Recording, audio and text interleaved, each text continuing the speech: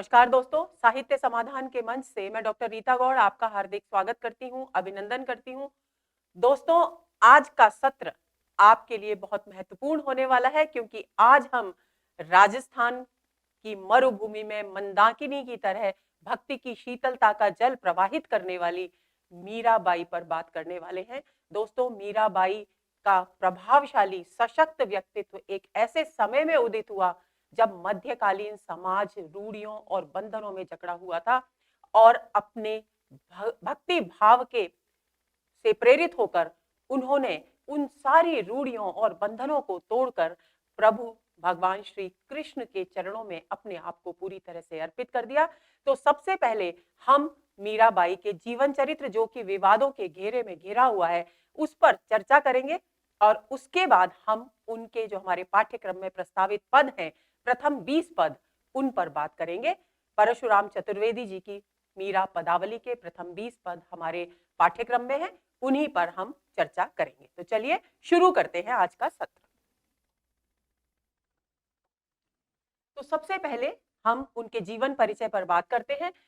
सबसे महत्वपूर्ण बात जो संभवतः आपको याद भी होगी कि सगुण भक्ति धारा, भक्ति काल दो शाखाओं में, दो धाराओं में विभाजित हुआ था, सगुण भक्ति धारा और निर्गुण भक्ति धारा।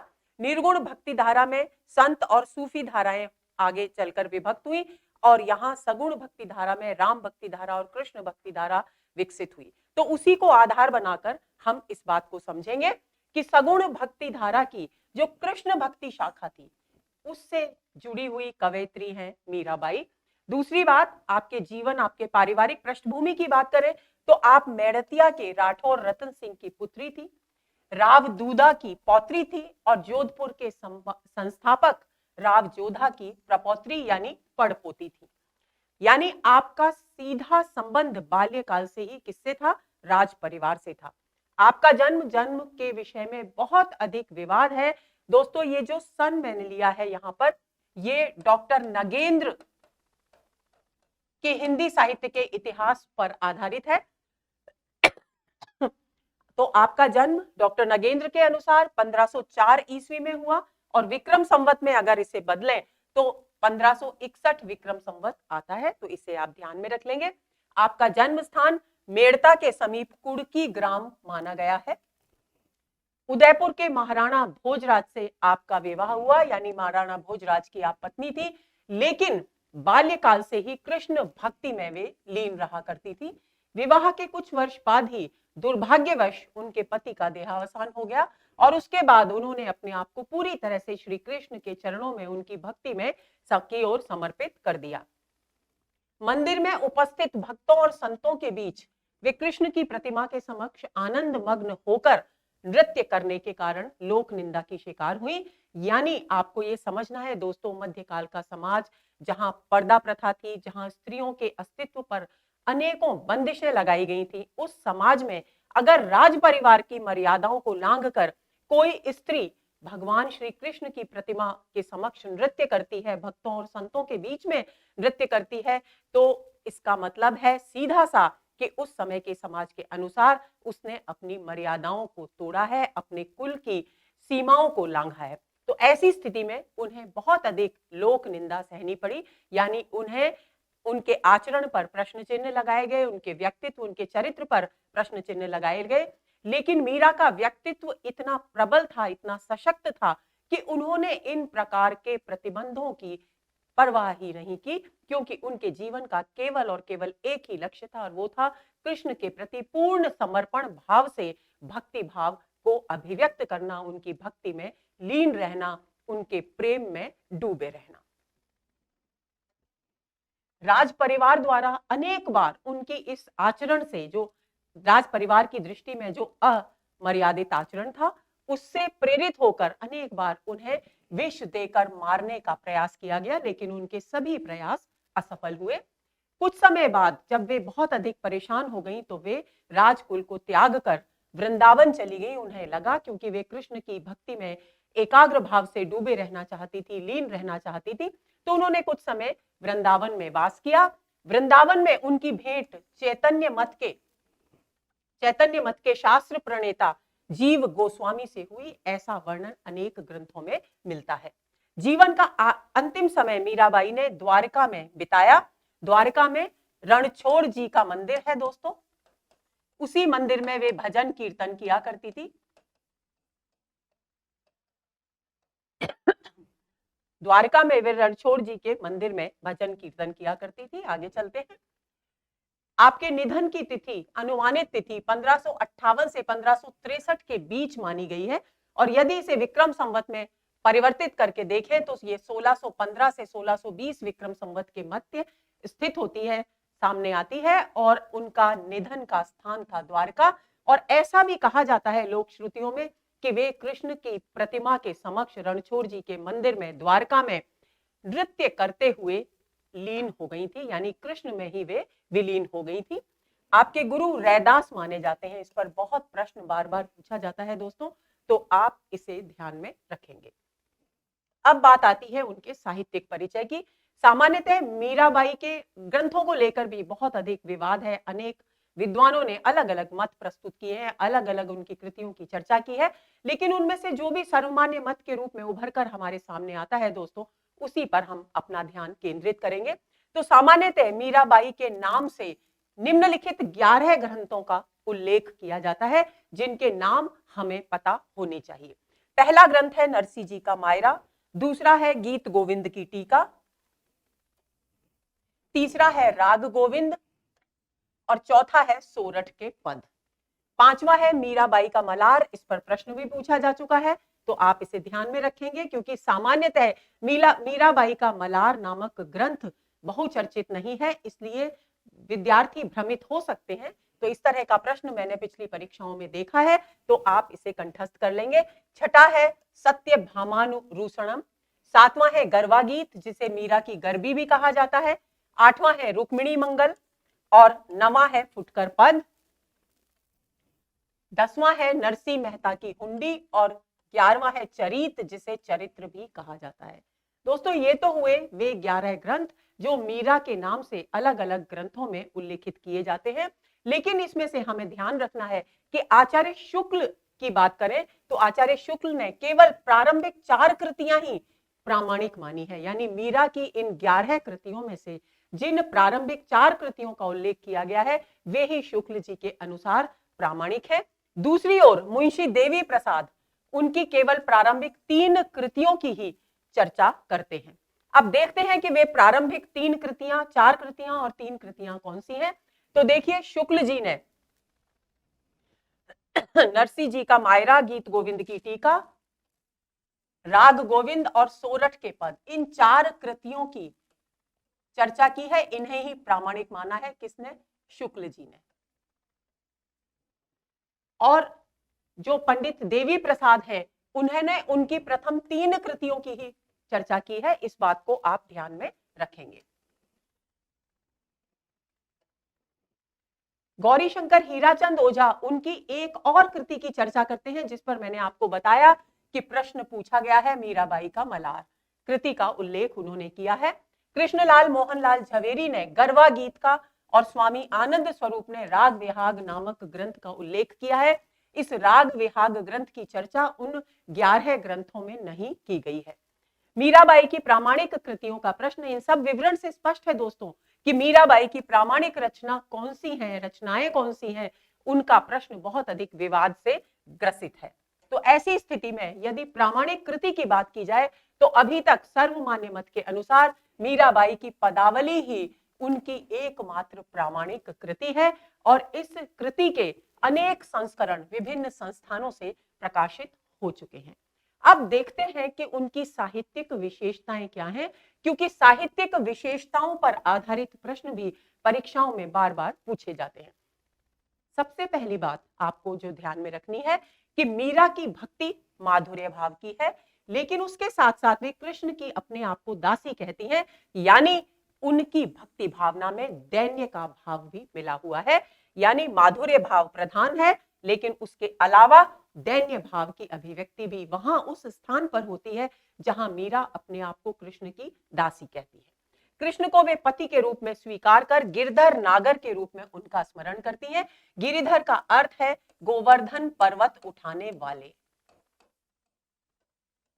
गोवर्धन पर्वत धारण करने वाले। बार बार ये आएगा पदों में भी, जब हम पढ़ेंगे तो आप इस बात को ध्यान में रख लेंगे। और नागर का अर्थ है चतुर या कुशल।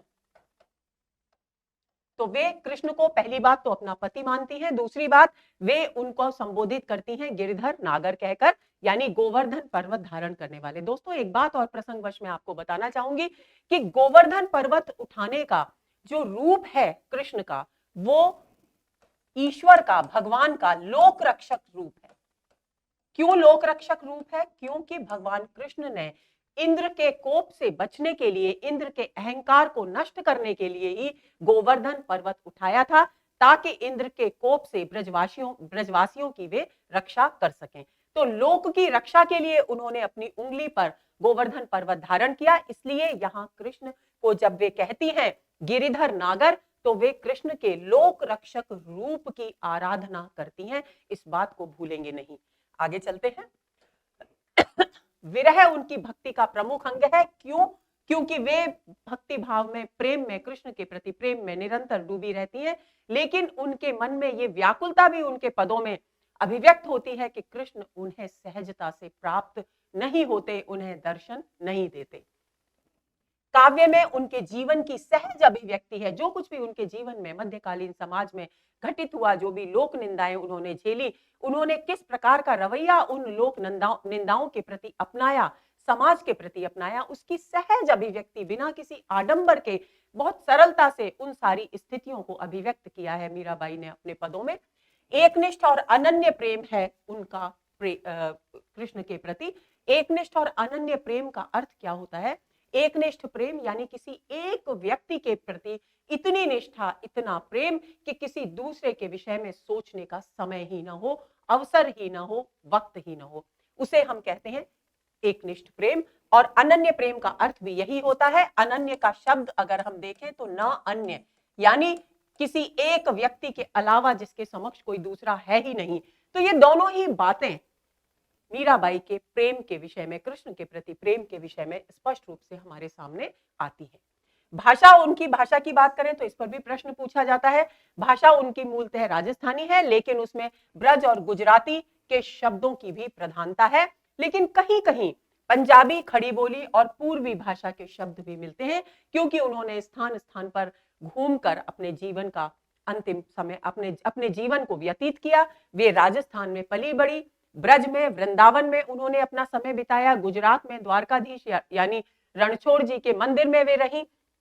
तो ऐसी स्थिति में स्वाभाविक सी बात थी कि अनेक भाषाओं के शब्दों का मिश्रण उनकी भाषा में होता। तो वही स्थिति हमें देखने को मिलती है। आगे चलते हैं। इसके अतिरिक्त उनकी पदों में रागबद्धता है, यानी उनका प्रत्येक पद किसी न किसी राग में बंधा हुआ है, और यही कारण है कि वे गाए जा सकते हैं। तो गेयता भी उनके पदों की एक प्रमुख विशेषता है। उनके प्रेम में सामान्य मानवीय मर्यादा है। वे प्रेम करती हैं श्री कृष्ण से, सारे समाज के बंधनों को तोड़कर प्रेम करती हैं, लेकिन फिर भी वे मानवीय समाज की मर्यादाओं को भी समय समय पर अभिव्यक्त करती हैं। और उनकी प्रेम साधना में स्वकीया का भाव प्रधान है। स्वकीया एक नायिका का भेद होता है दोस्तों, जिसका अर्थ है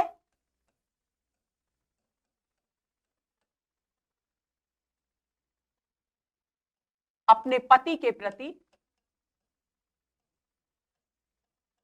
पूरी तरह समर्पित।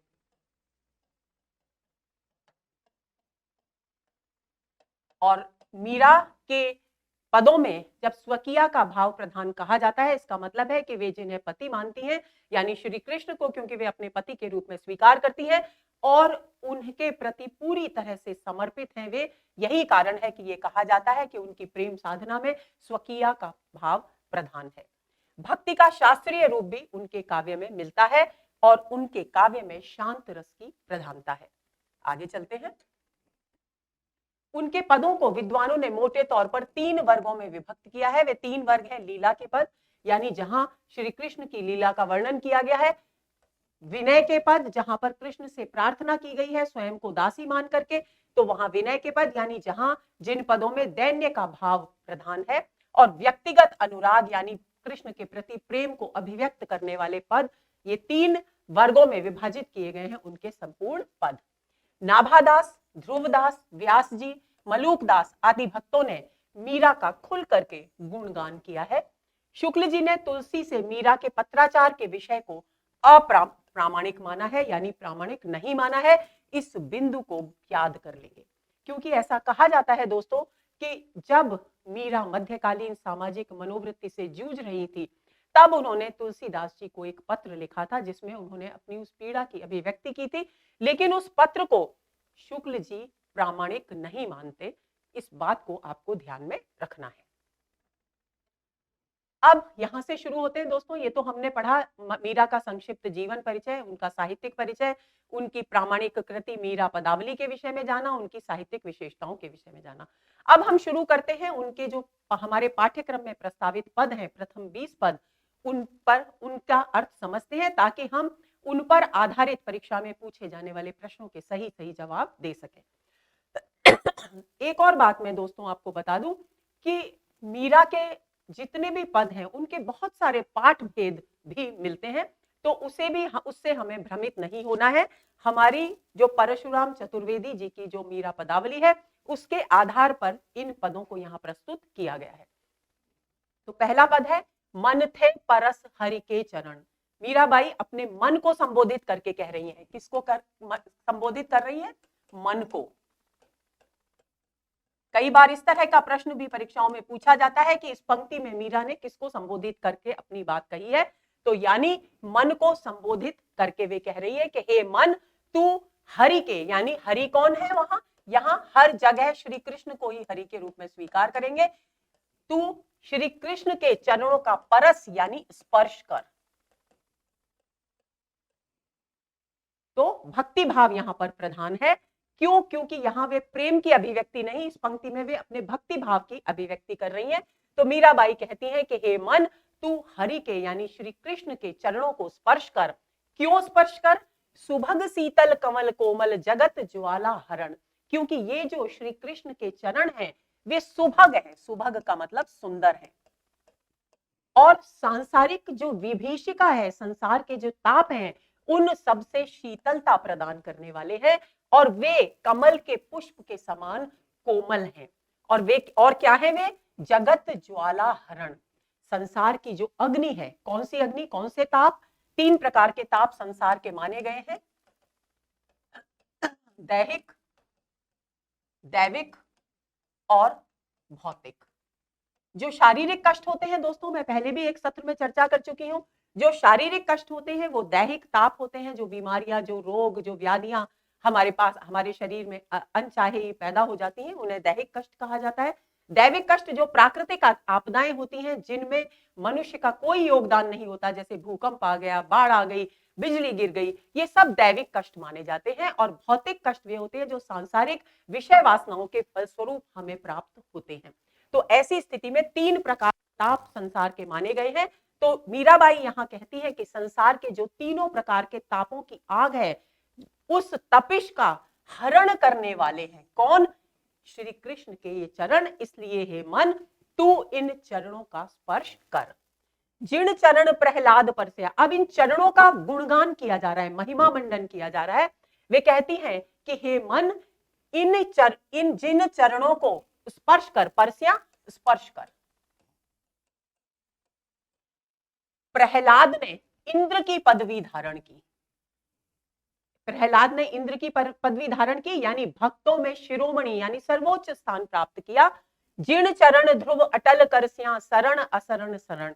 और जिन चरणों में भक्ति भाव अभिव्यक्त करके ध्रुव ने अपना अटल स्थान बनाया, अपना एक निश्चित स्थान बनाया इस ब्रह्मांड में, उन चरणों का हे मन तू स्मरण कर, तू स्पर्श कर। क्योंकि ये चरण असरण यानी आश्रयहीन, जिनके पास कोई आसरा नहीं है, उन आश्रयहीन लोगों को शरण यानी आसरा देने वाले हैं, शरण देने वाले हैं। इसलिए हे मन, तू इन चरणों का स्पर्श कर। जिण चरण ब्रह्मांड भेटिया, और यही वो चरण हैं श्री कृष्ण के, जिन्होंने इस सृष्टि को, इस ब्रह्मांड को भेंट स्वरूप हमें प्रदान किया। भेंट स्वरूप प्रदान, भेंटिया का मतलब है उपहार के रूप में देना, उपहार के रूप में प्रदान किया। यानी इस अखिल ब्रह्मांड का रचयिता कौन है?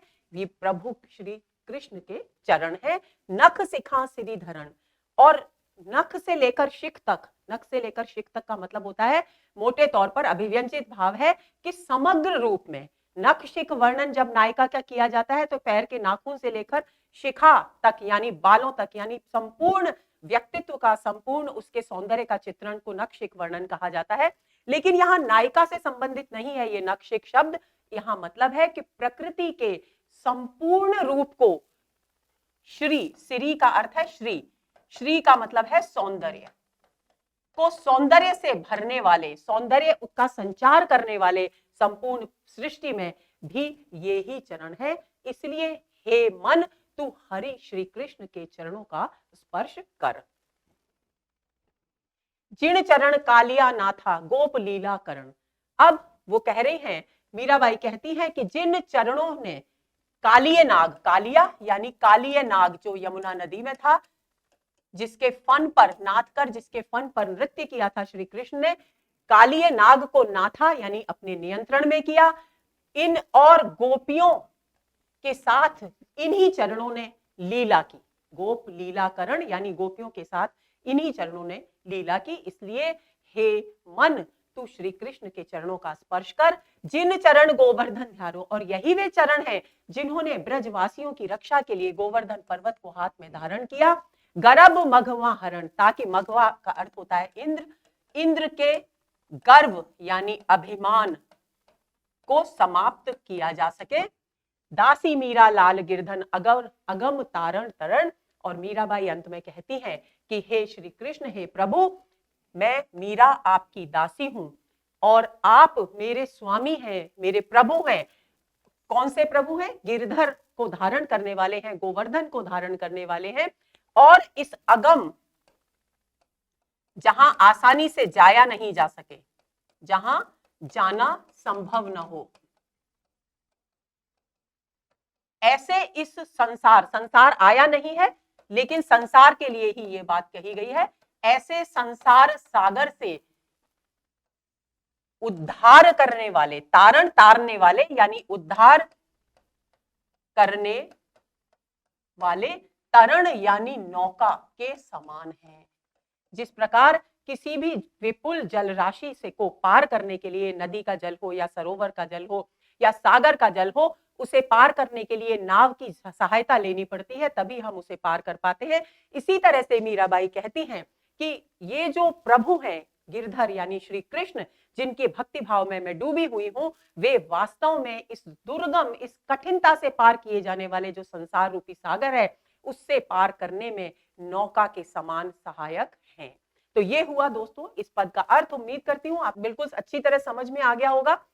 इस पद में प्रेम के स्थान पर मीरा का जो भक्ति भाव है वह प्रधान है। इस बात को आप ध्यान में रखेंगे, कई बार प्रश्न पूछ लिया जाता है। और क्योंकि मीरा ने अपने आप को कृष्ण की दासी कहा है, तो यहां दैन्य भाव की भी प्रधानता हो गई। और श्री कृष्ण के चरणों का आश्रय लेने के फलस्वरूप क्या क्या परिणाम हो सकते हैं, उन सब की चर्चा की गई है। श्री कृष्ण के चरणों का महिमा मंडन किया गया है। तारण तरण में अनुप्रास अलंकार है दोस्तों, और अनुप्रास के भेद की भी बात करें तो 6 का अनुप्रास अलंकार है।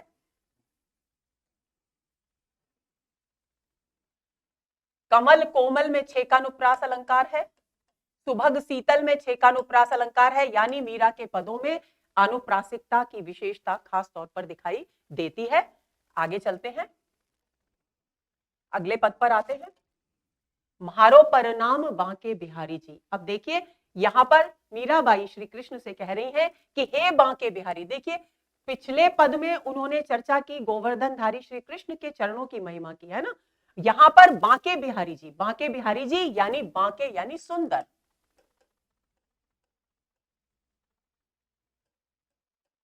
रूप में विहार करने वाले,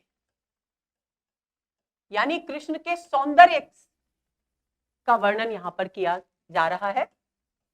मीराबाई कहती हैं कि हे बांके बिहारी जी, हे अपने सौंदर्य से मुझे प्रभावित करने वाले भगवान, मेरा प्रणाम आप स्वीकार कीजिए। मोर मुकुट, कौन से बांके बिहारी? मोर मुकुट माथिया तिलक विराजया, कि जिनके मस्तक पर, वे बांके बिहारी जिनके मस्तक पर मोर मुकुट शोभायमान है, जिनके मस्तक पर सुंदर चंदन का तिलक विराजता है। विराजता का अर्थ है शोभा देता है या शोभायमान है, यानी मस्तक पर मोर मुकुट है और चंदन का तिलक शोभायमान है। ऐसे बांके बिहारी जी आप मेरा प्रणाम स्वीकार कीजिए। कुंडल अलकों धारी जी, और आपने अपने कानों में कुंडल धारण कर रखे हैं। कुंडल और अलक यानी केश, अपने सुंदर कानों में सुंदर कुंडल धारण करने वाले और केश धारण करने वाले हे बांके बिहारी जी, जिनके मस्तक पर मोर मुकुट है, चंदन का तिलक शोभायमान है, आप मेरा प्रणाम स्वीकार कीजिए। अधर मधुर धर वंशी बजावा, और जो बांके बिहारी अपने अधरों पर वंशी धर, धर यानी धारण करके मधुर स्वर में बजाते हैं वंशी को, वे और क्या करते हैं? वंशी बजाकर स्वयं उस वंशी की ध्वनि पर रीझते हैं, यानी उसमें डूब जाते हैं, फिर दूसरे लोगों को यानी ब्रजवासियों को भी रिझाते हैं, और विशेष तौर पर ब्रज की जो स्त्रियां हैं उन्हें तो उस वंशी की धुन से पूरी तरह से अपने वश में कर लेते हैं। ऐसे बांके बिहारी जी आप मेरा प्रणाम स्वीकार कीजिए। या छब देखिया मोया मीरा, और मीराबाई कहती हैं कि हे प्रभु, हे श्री कृष्ण, हे बांके बिहारी जी, आपके इस छब यानी इस सौंदर्य को देखकर, इस सौंदर्य को देखकर मीराबाई मुग्ध हो गई है, मोहित हो गई है। और कौन, किसके रूप को देखकर? मोहन, क्योंकि मोहन का मतलब है मोहने वाले, मोहित करने वाले। और गिरवरधारी जी, आपको मैं बता चुकी हूं, गोवर्धन पर्वत को धारण करने वाले हे बांके बिहारी जी, आपके इस सुंदर रूप को देखकर मीरा मोहित हो गई है, मुग्ध हो गई है, इसलिए आप मेरा प्रणाम स्वीकार कीजिए। अब दोस्तों एक बार हम यहाँ पर अलंकारों की चर्चा कर लेते हैं। मोर मुकुट माथ्या में अनुप्रास अलंकार है और वृत्यानुप्रास है, क्योंकि म वर्ण की आवृत्ति एक ही क्रम में एक से अधिक बार हुई है। उसी प्रकार से यहां आपको देखें अधर मधुर धर में भी अनुप्रास अलंकार है, रीझ रिझावा में भी अनुप्रास अलंकार है, और बहुत ही सुंदर वर्ण मैत्री। वर्ण मैत्री क्या होता है? वर्ण मैत्री होती है जब एक से मिलते जुलते वर्णों की आवृत्ति के कारण या बार बार दोहराए जाने के कारण काव्य में सौंदर्य उत्पन्न होता है, उस विशेषता को वर्ण मैत्री कहते हैं। तो यहाँ वर्ण मैत्री अद्भुत दिखाई दे रही है। रीझ रिझावा में र और झ वर्णों की आवृत्ति से जो अद्भुत सौंदर्य उत्पन्न हुआ है उसकी तरफ हम ध्यान देंगे। दूसरी बात, अधर मधुर धर में जो वर्ण मैत्री दिखाई देती है उसकी तरफ भी ध्यान देंगे। तो अनुप्रासिकता है, अनुप्रास अलंकार का प्रयोग है, चाहे वो छेकानुप्रास हो चाहे वो वृत्यानुप्रास, और वर्ण मैत्री की विशेषता यहां पर खास तौर से दिखाई देती है। और यहां भी मीरा का कृष्ण के सौंदर्य के प्रति आकर्षण अभिव्यक्त हुआ है, लेकिन जब वे प्रणाम करती है कृष्ण को तो भक्ति भाव की अभिव्यक्ति भी होती है, यानी प्रेम की, गहन प्रेम की अभिव्यक्ति वाले पद जब आएंगे दोस्तों तो मैं उसकी भी चर्चा करूंगी, लेकिन अभी तक दोनों पदों में हमें भक्ति भाव की प्रधानता ही दिखाई दे रही है। आगे चले, अगले पद पर आते हैं। बसिया हमारे नैनन मां नंदलाल, मीराबाई कहती हैं कि हे नंदलाल, हे नंद के पुत्र। अब देखिए, एक में बांके बिहारी, एक में गिरवरधारी, और दूसरे तीसरे पद में आ गए हैं नंदलाल, यानी नंद के पुत्र का से प्रार्थना कर रही है कि बस्यो म्हारे नैनन मां नंदलाल, कि हे नंदलाल, हे नंद के पुत्र, आप मेरे नैनों में बसो, यानी नेत्रों में आकर बस जाओ। कैसे नंदलाल? मोर मुकुट, आपके मस्तक पर, जिन नंदलाल के मस्तक पर मोर मुकुट विद्यमान है, जिनके कानों में मकराकृत कुंडल है, मकर की आकृति के कुंडल जिनके कानों में है, अरुण तिलक सोहा भाल, और जहां जिनके मस्तक पर अरुण यानी लाल चंदन का तिलक शोभायमान होता है। भाल का मतलब है मस्तक। सोहा यानी शोभित हो, शोभा पाता है। मोहिनी मूरत, और जिनकी मूर्ति यानी जिनकी आकृति मन को मुग्ध कर लेने वाली है, मोहित करने वाली है। और जो सांवली सूरत है जिनकी, यानी जिनका रंग सांवला है, और जिनके नैण्या बड़ा बड़ा विशाल, यानी जिनके नेत्र बहुत अधिक बड़े बड़े और विस्तृत हैं, ऐसे नंदलाल आप मेरे नेत्रों में आकर बसिए। क्या भाव व्यंजित है कि मीराबाई ये अभिव्यक्त करना चाहती हैं कि हे नंदलाल, आपके इस सुंदर रूप को देखकर मेरा मन आपके प्रति प्रेम भाव से भर गया है। इसलिए वे प्रार्थना करती हैं कि मैं चाहती हूं कि आप एक पल के लिए भी मेरे नेत्रों से अलग न हो, बल्कि मेरे नेत्रों में निरंतर निवास करें, ताकि मैं आपके इस सुंदर रूप के दर्शन बार बार हर पल हर क्षण कर सकूं। अधर सुधारस मुरली राजा, और कैसे नंदलाल, जिनके अधरों पर मुरली राजती है, यानी शोभा देती है, जिनके अधरों पर मुरली शोभा देती है, और उस मुरली की अमृत के समान सुंदर मधुर जीवन को प्रदान करने वाली ध्वनि निकलती है। ऐसी मुरली धारण शोभा देती है जिनके अधरों पर उर वैजंती माल, और जिनके वक्ष पर, जिनके सीने पर वैजंती के पुष्पों की, वैजयंती एक फूल का नाम होता है, वैजंती के पुष्पों की माला शोभायमान होती है। मीरा प्रभु संता सुखदाया, भगत बछल गोपाल। और मीराबाई अंत में कहती हैं कि हे प्रभु, आप तो संतों को सुख प्रदान करने वाले हैं, और इसीलिए क्योंकि वे आप संतों को, यानी जो आपके प्रति भक्ति भाव अभिव्यक्त करते हैं, उनको सुख प्रदान करते हैं, इसीलिए आप हे गोपाल, गोपाल का अर्थ है गायों की रक्षा करने वाले, गौओं की रक्षा करने वाले, गो यानी गाय, पाल यानी रक्षक। तो हे गोपाल, इसीलिए आप भगत बछल, बछल का मतलब है वत्सल, यानी शुद्ध अर्थ हुआ इसका भक्त वत्सल, यानी भक्त वत्सल का अर्थ क्या हुआ, भक्तों से प्रेम करने वाले, भक्तों से प्रेम करने वाले। तो यहां पर इस तरीके से कृष्ण के नंदलाल रूप और गोपाल रूप की अभिव्यक्ति की गई है। इस बात को आप ध्यान में रखेंगे। भाषा में आनुप्रासिकता है, आप देख सकते हैं, मोर मुकुट मकराकृत वृत्यानुप्रास अलंकार है, मोहिनी मूरत छेकानुप्रास अलंकार है, अधर सुधारस में वर्ण मैत्री है, संता सुखदाया में छेकानुप्रास अलंकार है। तो इस बात को आप ध्यान में रखेंगे। कृष्ण के कौन से रूप की अभिव्यक्ति हुई है, प्रश्न पूछा जा सकता है। नंद के पुत्र रूप, गोपाल रूप और भक्त वत्सल रूप की अभिव्यक्ति हुई है। 3 रूपों की अभिव्यक्ति यहां पर की गई है। आगे चलते हैं, अगले पद पर आ गए हैं, हरि मारा जीवन प्राण आधार। अब मीराबाई यहां कह रही हैं कि हे हरि, हे श्री कृष्ण, आप मेरे जीवन प्राण हैं और मेरे जीवन के आधार हैं। जिस प्रकार जब तक शरीर में प्राण विद्यमान रहते हैं, व्यक्ति जीवित और क्रियाशील रहता है, उसी प्रकार मीराबाई अभिव्यक्त कर रही हैं कि हे प्रभु, मेरा जो ये जीवन है, इसकी जो जीवनी शक्ति है, इस जीवन के जीवित होने, चैतन्य होने का जो मूल आधार है, वे हे प्रभु आप हैं। और आसिरो राम महारा थे बिन, आपके बिना, थे बिन यानी आपके बिना। राजस्थानी भाषा है, आप लोगों को अच्छी तरह समझ में आ रही होगी। थे बिन यानी आपके बिना मेरा कोई और आसरा नहीं है, यानी कोई और ऐसा स्थान है ही नहीं जहां मैं जाकर के आश्रय प्राप्त कर सकूं, शरण प्राप्त कर सकूं, क्योंकि मेरे जीवन के, मेरी जीवनी शक्ति, मेरा जो चैतन्य है, मेरी जो चेतना है, उसके आधार तो हे प्रभु आप हैं।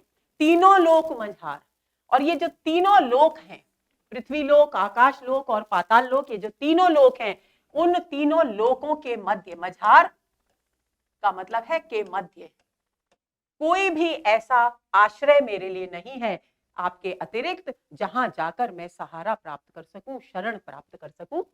थे बिन म्हारे जग न सुहावा, और हे प्रभु, आपके प्रति मैं अपने आप को इतना बंधा हुआ महसूस करती हूं, आपके प्रति मैं इतना अपने आप को समर्पित महसूस करती हूं कि आपके बिना मुझे इस संसार में कुछ भी अच्छा नहीं लगता, कुछ भी सुहाता नहीं, यानी अच्छा नहीं लगता। निरख्या सब संसार, और ये बात मैं यूं ही नहीं कह रही हूं, बल्कि मैंने इस सारे संसार को घूम घूम कर निरखिया यानी देख लिया है। इस पूरे संसार को घूम घूम कर देख लिया, मुझे यहाँ कोई भी आपके समान आनंद देने वाला, सुखदायी कोई व्यक्ति, शरण देने वाला कोई सच्चा व्यक्ति मिला ही नहीं। इसलिए मेरा इस संसार में कहीं भी घूम घूम कर मैंने सब जगह देख लिया, आपके बिना कहीं मेरा मन लगता ही नहीं, मुझे कोई और स्थान अच्छा लगता ही नहीं, मुझे सिर्फ वही स्थान प्रिय लगता है हे प्रभु जहां पर आप विराजते हो। मीरा रे प्रभु दासी रावली लीजियो नैक निहार। और मीराबाई कहती हैं कि हे प्रभु, ये मीराबाई तो रावली यानी आपकी दासी है, इसलिए जब मैं आपसे प्रार्थना कर रही हूं तो मेरी इस प्रार्थना को भी हे प्रभु थोड़ा सुन लेना और मेरी ओर थोड़ा सा, नैक मतलब थोड़ा, थोड़ा, निहार मतलब देख लेना। थोड़े देखने की बात से क्या कह रहे हैं कि यानी थोड़ी कृपा मुझ पर भी करना। तो मीराबाई यहां इस पद में श्री कृष्ण से प्रार्थना कर रही हैं कि प्रभु आपके बिना मेरा इस संसार में कोई नहीं है, इसलिए थोड़ी सी कृपा दृष्टि मेरी तरफ भी डालना, मुझ पर भी रखना। आगे चलते हैं, 5वें पद पर आ गए हैं। तनक हरि चितवा महरी ओर। अब देखिए, वो उन्हें महसूस हो रहा है मीराबाई को कि मैं तो निरंतर प्रभु के दर्शनों के लिए लालायित रहती हूँ, उनको देख एक पल के लिए भी उनके मूर्ति को अपने आंखों से अलग नहीं होने देना चाहती। मैं चाहती हूँ कि वे मेरे नेत्रों में आकर ही बस जाएं, लेकिन प्रभु हैं कि मेरी ओर देखते ही नहीं। इसलिए अब प्रेम भाव से भरकर मीराबाई कहती है कि हे प्रभु तनिक हरि चितवा हमारी ओर, कि हे प्रभु तनिक यानी थोड़ा, हे प्रभु थोड़ा सा, चितवा यानी देखो, मेरी ओर भी थोड़ा सा देखो। हम चितवा थे चितवो ना हरि। हे प्रभु मैं तो निरंतर आपको देखती हूं, लेकिन आप तो मेरी ओर देखते ही नहीं, यानी व्यंजित भाव क्या है, मुझे दर्शन आप देते ही नहीं। मैं निरंतर आपकी प्रतिमा के समक्ष बैठी बैठी आपको देखा करती हूँ, आपके स्वरूप में अपने आप को लीन किया करती हूँ, लेकिन हे प्रभु आप तो मुझे देखते ही नहीं, अर्थात मुझ पर दर्शन देने की कृपा करते ही नहीं। हिवड़ो बड़ो कठोर, ऐसा लगता है हे प्रभु कि आपका हृदय बहुत कठोर है, यानी आप न जाने कितने कठोर हृदय वाले हैं कि मैं निरंतर आपको देखा करती हूँ, आपके प्रति अपनी भावनाएं अभिव्यक्त किया करती हूँ, लेकिन न जाने क्यों आप मेरी ओर देखते ही नहीं, मुझ पर दृष्टिपात करते ही नहीं, मुझे दर्शन देते ही नहीं। म्हारो आशा चितवन थारी ओर ना दूजा दौर। वो कहती है मीराबाई कि मेरी तो एक ही आशा है, यानी मैं इस जीवन से एक ही अपेक्षा करती हूँ कि मैं निरंतर आपकी ओर देखती रहूं, क्योंकि मेरे लिए इस संसार में आपके सिवा दर्शनीय और कुछ है ही नहीं, कोई कुछ दूसरा स्थान ही नहीं है जिसकी ओर देखने का भाव, देखने की इच्छा, देखने की ललक मेरे मन में उत्पन्न हो। क्यों? क्योंकि मैं तो निरंतर आपकी ओर ही देखने में आनंद का अनुभव करती हूँ। ऊभिया ठाड़ी अरज करूं हूं करता करता भोर। और हे प्रभु आप मुझे दर्शन देंगे, मेरी ओर देखेंगे, दृष्टिपात करेंगे, इस उम्मीद में मैं ऊभिया यानी खड़ी हूं, खड़ी खड़ी मैं यहां आपसे प्रार्थना कर रही हूं और कि मेरी ओर प्रभु थोड़ा सा देखो, तनक हरि चितवा हमारी ओर। ये प्रार्थना करते करते हे प्रभु खड़े खड़े भोर हो गई है, यानी सुबह हो गई है। कहने का भाव यह है कि बहुत लंबा समय बीत गया है, लेकिन हे प्रभु आपने मुझे दर्शन दिए ही नहीं। मीरा रे प्रभु हरे अविनाशी देसियों प्राण अकोर। मीराबाई कहती हैं कि मेरे जो हरि हैं, मेरे जो प्रभु हैं, वे अविनाशी हैं, यानी अजर अमर हैं, नश्वर नहीं है इस संसार की वस्तुओं की तरह, इसलिए मैं उन पर अपने प्राण अकोर यानी न्यौछावर कर दूंगी। अगर वे मुझे दर्शन दे दें तो मैं अपने प्राणों को उन पर बलिहारी कर दूंगी, बलिदान कर दूंगी, न्यौछावर कर दूंगी। तो यहां मीरा का प्रेम और भक्ति मिश्रित भाव अभिव्यक्त हुआ है, प्रेम भक्ति मिश्रित भाव। अगले पद पर आते हैं। मारो गोकुल रो ब्रजवासी, ब्रज लीला लख जन सुख पावा, ब्रज वनता सुख राशि। अब यहां पर ब्रजवासी, गोकुल के वासी श्री कृष्ण का वर्णन किया गया है मीराबाई के द्वारा। अब वे जब कहती है मारो, मेरो, यानी वे उनका इस मारो शब्द से कृष्ण के प्रति आत्मीयता का भाव अभिव्यक्त होता है। अगर प्रश्न पूछा जाए तो आप इन सब छोटी छोटी बातों पर ध्यान देंगे। दोस्तों, अलंकारों की दृष्टि से इतने महत्वपूर्ण नहीं है ये मीरा के पद। ज्यादातर हमें अनुप्रास बहुत हुआ तो कहीं रूपक मिल जाएगा या उपमा मिल जाएगा, बहुत अधिक अलंकारिकता नहीं है, क्योंकि ये उनके भावनाओं की सहज अभिव्यक्ति के पद हैं। तो ऐसी स्थिति में हमें कहाँ ध्यान देना है? अपना ध्यान केंद्रित करना है उन बिंदुओं की ओर जिन पर आधारित प्रश्न परीक्षाओं में पूछे जा सकते हैं। तो यहाँ जब महारो कहती हैं मीराबाई, तो अपने कृष्ण के प्रति अपना आत्मीयता का भाव अभिव्यक्त करती हैं। ब्रज लीला लख जन सुख पावा, और कहती हैं कि मेरे जो श्री कृष्ण हैं वे गोकुल में ब्रज के वासी हैं, गोकुल में ब्रज प्रदेश में निवास करने वाले हैं, और ब्रज में उन्होंने जो लीलाएं की हैं उनको देख देख कर, लख यानी देख कर, वहां के जो लोग हैं ब्रजवासी हैं वे सुख और आनंद प्राप्त करते हैं। और ब्रजवणता यानी ब्रज की जो स्त्रियां हैं वे तो सुख की राशि यानी बहुत अधिक आनंद प्राप्त करती हैं। सुख आनंद का समूह उन्हें प्राप्त होता है, यानी अत्यधिक आनंद प्राप्त होता है। नाचिया गावा ताल बजावा, क्यों स्त्रियों को अधिक आनंद प्राप्त होता है? क्योंकि वे कृष्ण के साथ नाचती हैं, गाती हैं, तालियां बजाती हैं, पावा आनंद हासी, और उस नृत्य गान और तालों के बीच में वे अत्यधिक आनंद और सुख प्राप्त करती हैं, हंसती हैं, मुस्कुराती हैं आनंद से, और उस अवसर को वो उनके लिए, उनके जीवन के लिए सुख की राशि के समान है, इसलिए वे अत्यधिक आनंद श्री कृष्ण से प्राप्त करती हैं। नंद जसोदा पुनरी, मीराबाई कहती हैं कि मुझे ऐसा प्रतीत होता है कि ये नंद बाबा और यशोदा मैया के घर पर अवतरित हुए हैं, तो संभवतः उनके पुण्य कर्मों का फल है ये कि श्री कृष्ण उनके घर पर प्रकट हुए हैं। प्रगट्या प्रभु अविनाशी, यानी श्री कृष्ण जो अविनाशी हैं, अजर अमर हैं, अनश्वर हैं, वे प्रभु उनके घर पर प्रकट हुए हैं, ये उनके पुण्य कर्मों का फल है। पीतांबर कट, अब उनकी वेशभूषा कैसी है? वे कमर में, कट यानी कमर, वे कमर में पीतांबर धारण करते हैं, उर यानी वक्ष स्थल पर वैजयंती पुष्पों की माला धारण करते हैं, कर सोहारी बासी, और उनके हाथ में बांसी यानी वंशी शोभायमान होती है, शोभा पाती है। मीरा रे प्रभु गिरधर नागर, दर्शन दीजिए दासी, मीराबाई कहती हैं कि हे प्रभु, हे गोवर्धन पर्वत को उठाने वाले चतुर प्रभु, आप मुझ मीराबाई जो आपकी दासी है उसे दर्शन देंगे। तो देखिए यहाँ कृष्ण के सौंदर्य का वर्णन हो गया, कृष्ण किस प्रकार प्रकट हुए नंद बाबा और यशोदा मैया के घर, उनके पुण्यों का फल यहाँ पर स्पष्ट हो गया। और जब मीराबाई कहती हैं अपने आप को कृष्ण की दासी, तो यहाँ कौन सा भाव हो गया? दैन्य भाव। इस बिंदु पर आकर के दैन्य भाव हो गया। शेष क्या है? कृष्ण के प्रति आत्मीयता का भाव और भक्ति का भाव। आगे चलते हैं, अगले पद पर आते हैं। हे मां बड़ी बड़ी अखियन वारो, सांवरो मोतन हेरत हंसके, यानी मीराबाई यहाँ पर किसे संबोधित कर रही हैं? जहां वो हे मां कह रही है, तो हे मां का अर्थ मां नहीं है दोस्तों, बल्कि सखी को संबोधित करके कहा जा रहा है। तो वो कह रही है हे सखी, वो बड़ी बड़ी आंखों वाला, बड़ी बड़ी अखियन वारो, वारो यानी वाला,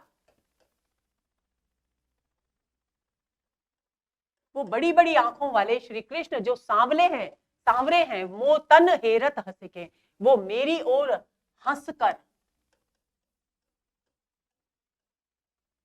देखते हैं। हेरत यानी देखते हैं, अपनी सखी से कह रही, क्योंकि इस तरह की बातें मध्यकालीन समाज में कोई भी स्त्री अपनी माता से नहीं कर सकती थी, क्योंकि उस समय का दौर बिल्कुल अलग था। तो ऐसी स्थिति में विभिन्न टीकाकारों ने जो चर्चा की है वो यहाँ हे मां की जगह सखी को संबोधित करना बताया है। तो उसी आधार पर मैं आपको बता रही हूँ, हे मां बड़ी बड़ी अखियन वारो, सांवरो मोतन हेरत हंसके, वे कहती हैं कि हे सखी, वो बड़ी बड़ी आंखों वाला जो सांवला श्री कृष्ण है वो मेरी ओर हंसकर देखता है। भौह कमान, और उसकी जो भौहें हैं वो कमान के समान है, धनुष जो होता है उसकी कमान के समान है, कमान की बाण के समान है। बांके लोचन, और उनके जो नेत्र हैं वो तिरछे हैं, कटाक्ष करने की क्षमता रखते हैं। मारत हियरे कसिके, और अपने उन बांके नेत्रों से, उन तिरछे नेत्रों से वो मेरे हृदय में कस कस करके बाण चलाता है। कौन से भाव की अभिव्यक्ति हो गई? प्रेम भाव। तो दोस्तों, जब मीराबाई अपनी सखी से ये चर्चा करती हैं तो सखी कहती है उनसे जवाब में, जतन करो, मैं तेरी इस पीड़ा को, या जो तेरे हृदय पर जो चोट हो रही है श्री कृष्ण के कटाक्ष रूपी बाणों से, उसका कुछ इलाज करूंगी, उसको दूर करने के लिए बहुत प्रयत्न करूंगी। जंतर लिखी बांधो, कोई ताबीज लिखवाकर, मंत्रित करवाकर मैं तेरे हाथ में बांध दूंगी, या तू कहे धो ओखद लाऊं घसिके, तो मैं तेरे लिए घसिके यानी घिस कर, औखद यानी औषधि, मैं तेरे लिए, तेरे इस इलाज के लिए औषधि भी ले आऊंगी। कौन कह रही है? सखी कह रही है मीराबाई से, ज्यो तो को कछु और बिथाओ, लेकिन ये तो अगर कोई घाव है तो उसके लिए मैं ये यत्न कर सकती हूँ सखी, लेकिन यदि ज्यो तो को कछु और बिथाओ, यदि तेरी कोई और पीड़ा हो, किस ओर संकेत है? मीराबाई के प्रेम भाव की ओर संकेत कर रही है सखी, कि लेकिन केवल घाव की बात न हो और तेरे पास कोई और पीड़ा हो, नाहिन मेरो बस के, तो हे सखी मेरा वश उस पर नहीं चलेगा, मैं उसका कोई इलाज नहीं कर सकती। कौन जतन करो मोरी आली, हे सखी चंदन लाऊं घसिके, हे सखी तुम मुझे बताओ। आली, यहां स्पष्ट हो गया कि सखी को संबोधित किया जा रहा है कि हे सखी, तो तुम ही मुझे बताओ मेरी सखी, कि मैं तुम्हारे इस कष्ट को दूर करने के लिए, इस व्यथा को दूर करने के लिए कौन सा प्रयत्न करूं? क्या मैं तुम्हारे लिए चंदन घसिके यानी घिस कर लाऊं? आगे चलते हैं।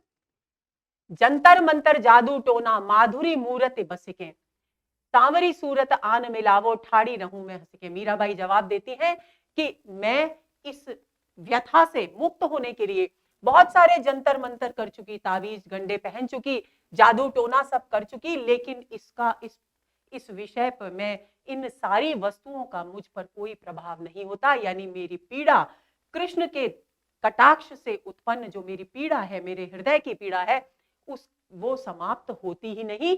क्यों नहीं होती? माधुरी मूर्ति बसिके, क्योंकि मेरे हृदय में कृष्ण की जो मधुर मूर्ति है वो हमेशा के लिए बस गई है, विराजमान हो गई है। तो जब वो हटेगी नहीं तो भला मेरी ये जो पीड़ा है, यानी अपने प्रेम भाव को अभिव्यक्त किया जा रहा है यहां पर, तो मेरी जो पीड़ा है मेरे हृदय की वो भला कैसे दूर होगी? सांवरी सूरत आन मिलावो, हाँ इसका एक इलाज अवश्य है सखी। क्या? कि तुम उस सांवली सूरत वाले श्री कृष्ण को मुझसे लाकर मिला दो, तो मैं प्रसन्नता पूर्वक उनकी प्रतीक्षा में ठाड़ी रहूं, मैं हंसते हंसते यहाँ पर प्रतीक्षा में खड़ी रहूंगी और मेरी ये पीड़ा उस वक्त दूर हो जाएगी। रेजा रेजा भयो करेजा, अंदर देखो धसके, तू मेरे हृदय में अगर प्रवेश कर देखे, धंस कर देखे, प्रवेश कर देखे, इसका व्यंजित भाव है, तू मेरे हृदय में प्रवेश कर देखे तो तू देखेगी कि उस प्रेम की पीड़ा के कारण मेरा जो करेजा यानी मेरा जो हृदय है वो रेजा रेजा यानी टुकड़े टुकड़े हो गया है। मीरा तो गिरधर बिन देखे कैसे रहे घर बस के, तो ऐसी स्थिति में हे सखी मीराबाई कहती हैं कि गिरधर को बिना देखे भला मैं अपने घर में बस कर कैसे रहूं, क्योंकि वह सांवली सलोनी मूर्ति मेरे हृदय में इस प्रकार हमेशा के लिए अंकित हो गई है कि निकालने पर निकलती नहीं, और जब तक मैं उनके दर्शन न कर लूं मेरी व्याकुलता दूर होती नहीं, मेरी व्यथा दूर होती नहीं। तो ऐसी स्थिति में इस व्याकुलता के कारण मैं घर में बस कर नहीं रह सकती, क्योंकि मुझे तो श्री कृष्ण के दर्शनों की प्रतीक्षा करनी है। आगे चलते हैं। रेजा रेजा में यहां पुनरुक्ति अलंकार है दोस्तों, प्रेम भाव की अभिव्यक्ति हुई है। अगले पद पर आते हैं। हेरी मां नंद को गुमानी मारे मनड़े बस्यो, अब अपने प्रेम भाव की अभिव्यक्ति कर रही है मीरा जी।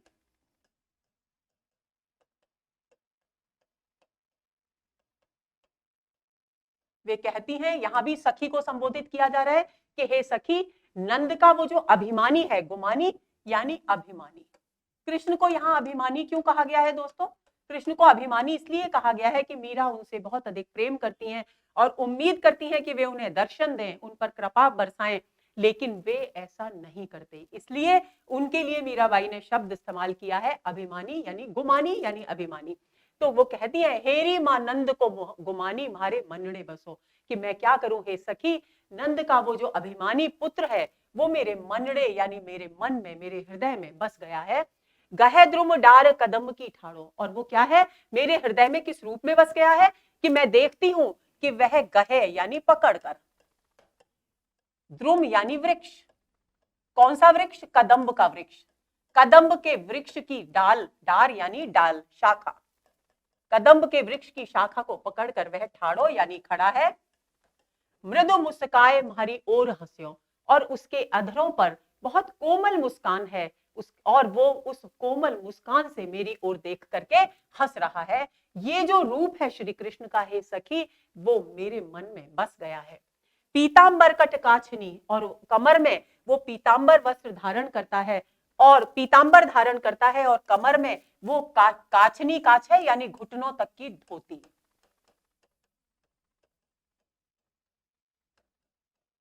धोती धारण करता है, और उसके मस्तक पर रत्नों से जड़ा हुआ सुंदर मुकुट कसा रहता है यानी विराजमान रहता है। मीरा के प्रभु गिरधर नागर निरख बदन मारो मनड़ो फस्यो। मीराबाई कहती हैं कि हे सखी, मेरे तो प्रभु गिरधर नागर हैं, उनको देखकर बदन, मुख, उनके सुंदर मुख को देखकर मेरा मन उनके सौंदर्य में फंस कर रह गया है, अटक कर रह गया है। अब मैं चाहूं तो भी मैं उनको अपने चित्त से, अपने हृदय से, अपने मन से अलग नहीं कर सकती। आगे चलते हैं, अगले पद पर आते हैं। थारो रूप देखिया अटकी, कुल कुटुंब सजन सकल बार बार हटकी, बिसरिया ना लगन लगा मोर मुकुट नटकी। मीराबाई यहां पर कहती हैं श्री कृष्ण को संबोधित कर कि हे कृष्ण, हे प्रभु, मैं आपके इस सुंदर रूप को देखकर, आपके मोहिनी रूप को देखकर, मोहक रूप को देखकर अटक गई हूं, यानी मैं चाहूं तो भी अपने चित्त को आपके उस सुंदर रूप से अलग नहीं कर पाती। कुल कुटुंब सजन सकल बार बार हटकी, और मेरे इस स्वभाव के कारण, इस प्रकार आपके सौंदर्य में डूब जाने के कारण, अटक जाने के कारण, मेरा जो सारा परिवार है, कुल कुटुंब सारा परिवार, मेरे जो अपने परिजन हैं, सारे, समस्त, सकल, समस्त जो परिजन है यानी जो बंधु बांधव हैं, वे मेरी निंदा करते हैं और मुझे कहते हैं कि मैं हटकी यानी पथ से भ्रष्ट हो गई हूं, यानी मर्यादा के पथ से, नैतिकता के पथ से भटक गई हूं, ऐसा वे बार बार मुझे कहते हैं। दोस्तों, इस पद की एक खास विशेषता है कि यहां मीरा ने कृष्ण की भक्ति के मार्ग में जो समाज के द्वारा, जो परिवार के द्वारा, जो मर्यादाओं के नाम पर रुकावटें उत्पन्न की गई, उनकी यहाँ सहज अभिव्यक्ति है, जिसकी हमने उनकी साहित्यिक विशेषताओं में चर्चा भी की थी। तो इस बात पर आप ध्यान रखेंगे, यानी अपने समकालीन, समकालीन की जगह मध्यकालीन कहते हैं, मध्यकालीन परिस्थितियों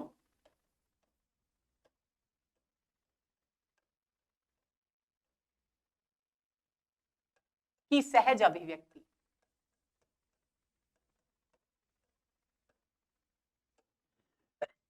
बिसरिया ना लगन लगा मोर मुकुट नटकी, मैं चाहूं तो भी हे प्रभु, हे श्री कृष्ण, मेरा मन आपके उस सुंदर रूप में इस तरह अटक गया है कि मैं चाहूं तो भी मैं भुला नहीं सकती, बिसरा नहीं सकती।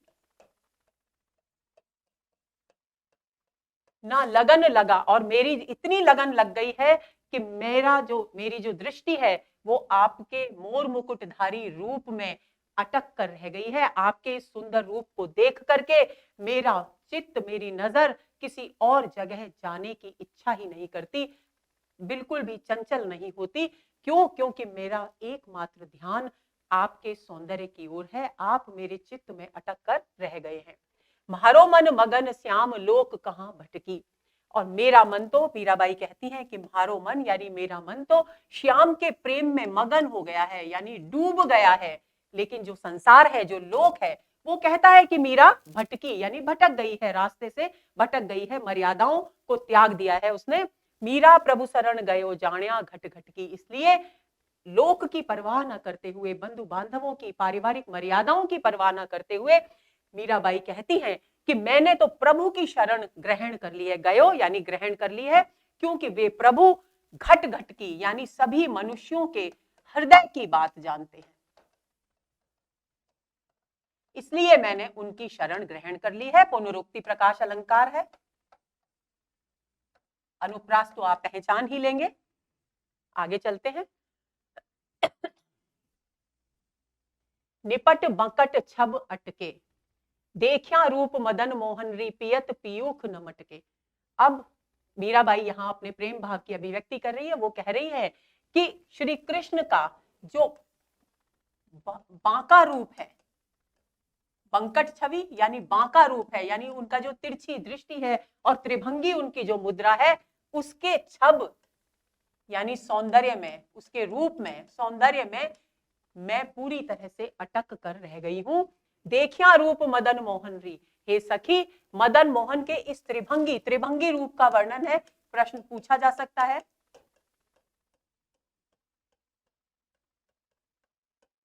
देखिया रूप मदन मोहन री की, हे सखी मदन मोहन के इस रूप को देखने पर पियत पीयूख न मटके, और उनके सुंदर सौंदर्य के पीयूख यानी अमृत का पान करते हुए यदि कामदेव भी मेरे समक्ष आ जाएं तो मैं, मेरे जो नेत्र हैं वो चंचल नहीं होंगे। क्यों? क्योंकि मैं पूरी तरह से आकंठ निमग्न हो चुकी हूं श्री कृष्ण के उस सुंदर रूप में।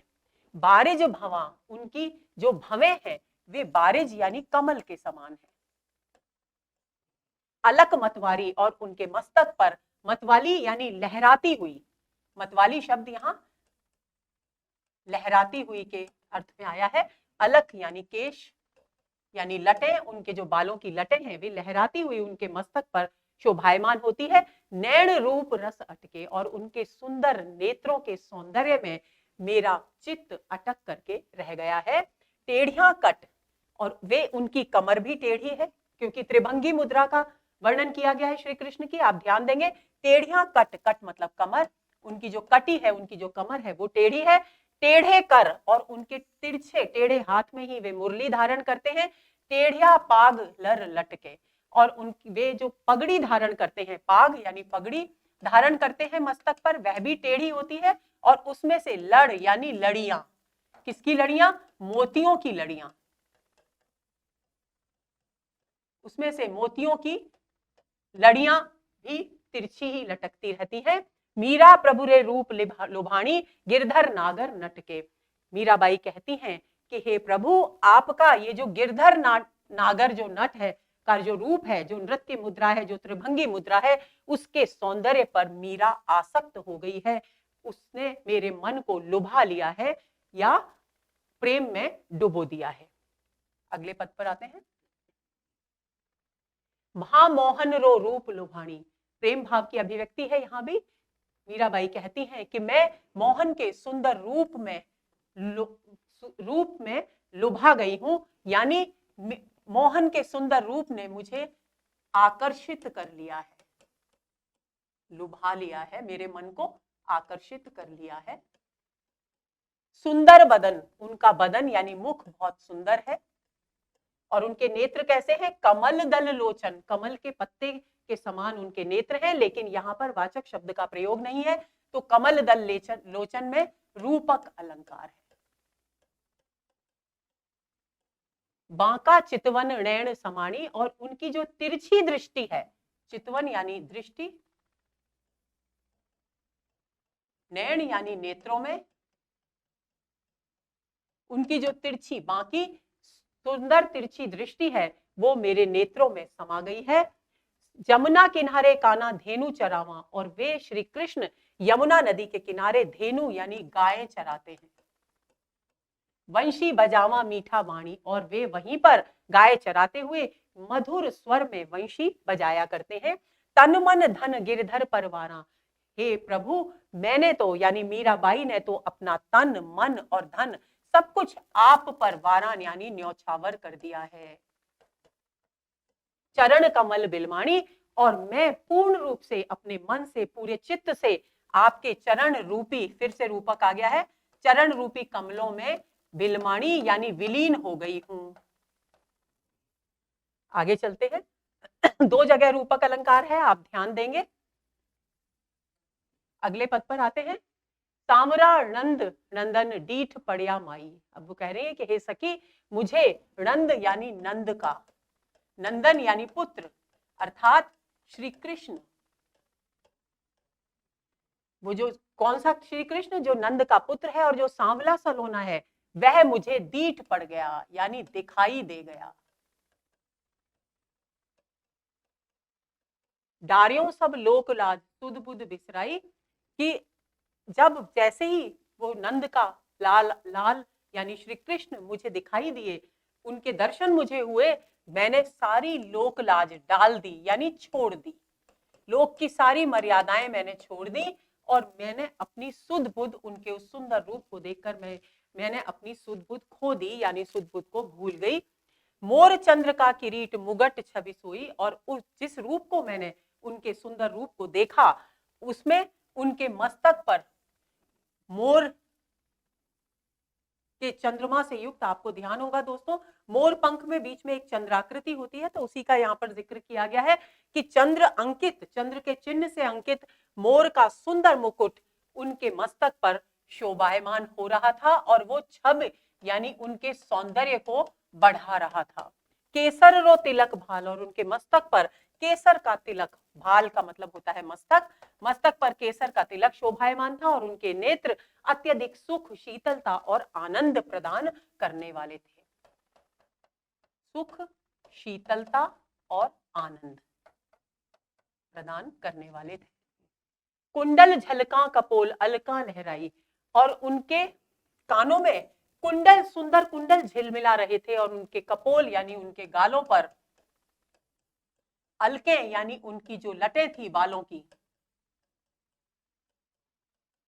लटें, वो लहरा रही थी। मीणा तज सरवर ज्यों, ऐसा लग रहा था मानो मीने मीन यानी मछलियां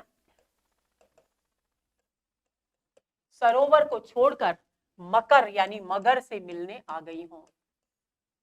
यानी यहां पर ध्यान देंगे, मीन किसको कहा गया है?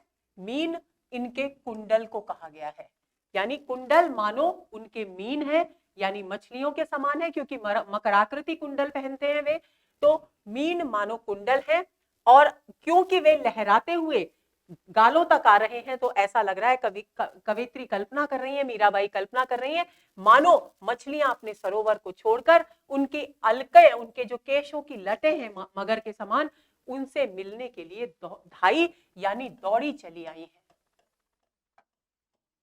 नटवर प्रभु भेष धर्यो रूप जग लोभाई, और इस प्रकार प्रभु ने नटवर नागर का रूप धारण किया है, वेश धारण किया है, और अपने इस सुंदर रूप से सारे संसार को अपनी ओर आकर्षित कर दिया है, लुब्ध कर दिया है, लुभा लिया है।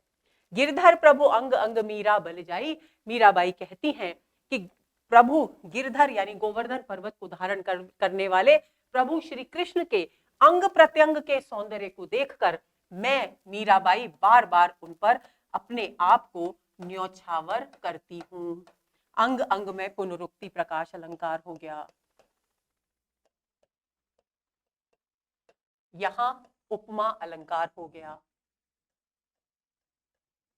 आगे चलते हैं। नैना लोभा अटका शक्याना फिर आए, रूम रूम नक्शिख लखियां ललक ललक अकुलाए, अपने प्रेम भाव की, उत्कट प्रेम भावना की अभिव्यक्ति। इस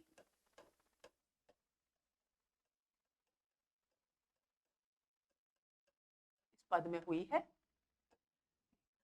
तो कवित्री कहती है कि नैना लोभा अटका शक्याना, की श्री कृष्ण के सुंदर रूप में जो लुब्ध हो गए, जो मेरे नैन और उनके सौंदर्य में अटक गए,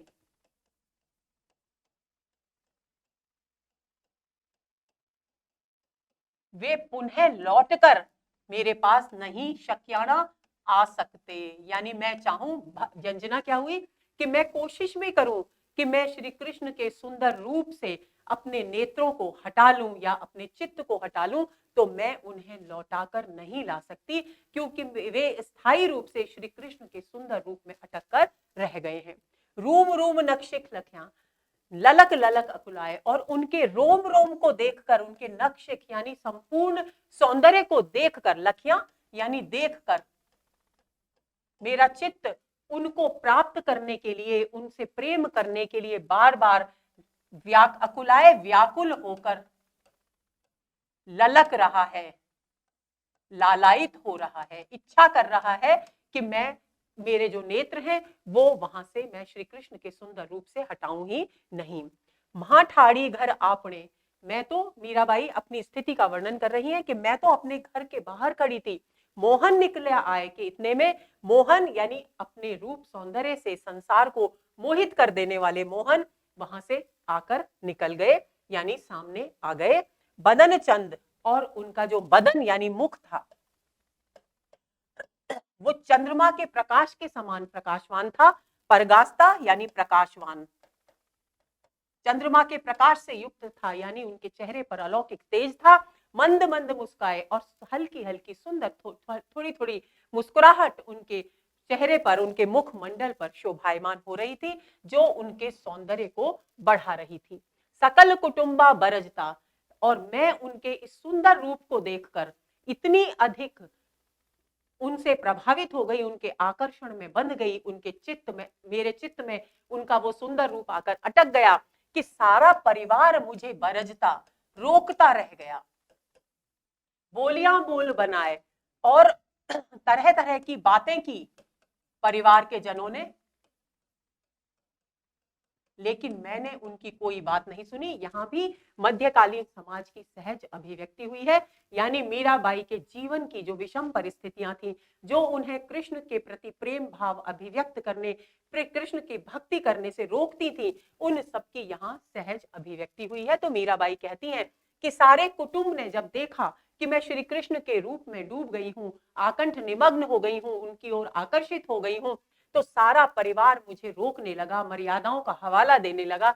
और जब मैं नहीं रुकी तो लोक ने, यानी सारे समाज ने, राज परिवार ने तरह तरह की बातें मेरे इस आचरण को संबोधित करके की।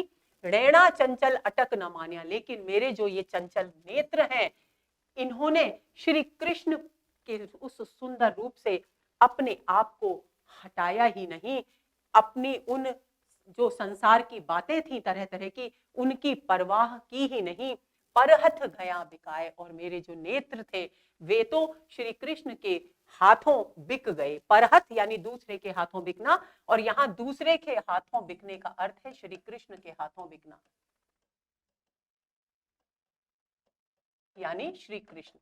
दूसरा कौन है यहाँ? श्री कृष्ण के हाथों बिक गए, यानी जिस प्रकार हम किसी भी वस्तु को किसी को दे देते हैं तो उस पर हमारा कोई अधिकार नहीं रहता, तो वही भाव यहाँ व्यंजित कर रही हैं मीराबाई कि मेरे जो नेत्र थे अब वो मेरे नहीं रहे, वो श्री कृष्ण के सौंदर्य में डूबकर उन्हीं के हो गए हैं। अब मैं चाहूं तो भी वे वापस लौट कर मेरे पास आते नहीं।